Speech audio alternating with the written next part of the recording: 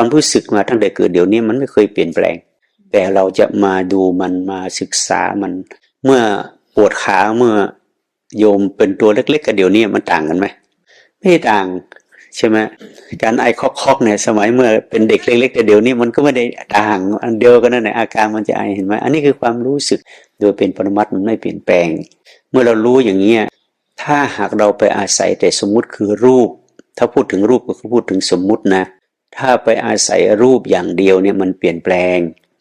อย่างโยมเกิดมาตั้งแต่เด็กแต่กับวันนี้รูปร่างหน้าตาต่างไปไหมต่างตัวนั้นตัวแดงๆเล็กๆแต่ตัวนี้เป็นไงจะแก่แล้วนี่มันรูปมันเปลี่ยนแปลงหน้าย่นหน้าย่นตาตีไปแต่ว่าความรู้สึกว่าร้อนว่าหนาวนี่มันอันเดิมมันไม่เคยเปลี่ยนแปลงเห็นชัดไหมเพราะฉะนั้นในตัวรูปมันเปลี่ยนแปลงเราจะไปอาศัยสิ่งที่เปลี่ยนแปลงเป็นที่พึ่งหรือว่าอาศัยสิ่งที่ไม่เปลี่ยนแปลงเป็นที่พึ่งใช่ไหมแต่คนส่วนใหญ่อาศัยสิ่งที่เปลี่ยนแปลงเป็นที่พึ่งใช่ไหมใช่เจ้าค่ะแล้วทำไมก็เพราะว่าไม่ได้ศึกษาวิปัสสนาไม่ได้ศึกษาวิปัสสนาทีนี้พอเรามาศึกษาวิปัสสนาก็ไม่ใช่ว่าจะพึ่งตัวนี้เสมอไปนะเพราะไม่เกิดปัญญา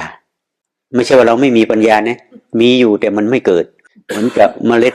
ที่มันฝังอยู่ในดินน่ะมีอยู่ทำไมมันไม่งอกบ่ได้รดน้ำนั่นถูกต้องเลยเห็นไหมมันบ่ได้รดน้ำเราเอาเม็ดหมากเม็ดไปฝังไอ้ดินแห้งๆมึงด้วยเนี่ยจักปีมันจะงอกหั่นน่ะบ่เกิดเลยล่ะบ่เกิดจักเทื่อเฮาคือกันตัวรู้สึกฮู้เมือนมันมีอยู่แล้วแต่ว่าเป็นหยังมันบ่เกิดเป็นมรรคผลนิพพานให้เฮาบ่ได้รดน้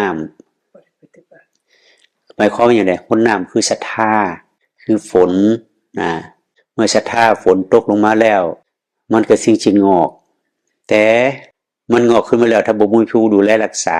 บ่เอาไปเก็บไปเมียนให้มันดีเป็นอย่างไรรอดบ่รอดแน่บ่รอดแน่รอดก็บ่เป็นผลก็บ่งามแต่พอเอามาดูแลมันรักษามาเพาะเป็นต้นเป็นกล้าดูแลอย่างดีเป็นหมากเป็นผลเบิ่งต้นไม้ในป่ากับต้นไม้ในบ้านเป็นอย่างขึ้นต้นไม้ในบ้านอยากให้มันเกิดผลใดมันก็เกิดบัดต้นไม้ในป่าบ่คือเกิดผลต้นไม้ในบ้านทั้งที่บางทีเป็นต้นไม้ชนิดเดียวกันเพราะอันนั้นคือตามธรรมชาติบ่ได้ดูแลบ่ได้รักษาบัดเอามาไว้ในบ้านเนี่ยเฮาจะพัฒนาหน่วยให้มันใหญ่อย่างใดก็ได้ให้มันหวานอย่างใดก็ได้ออกตามฤดูกาลอย่างใดก็ได้นี่คือเจ้าของบ้านหรือว่าผู้ดูแลรักษาเอิ้นกัลยาณมิตร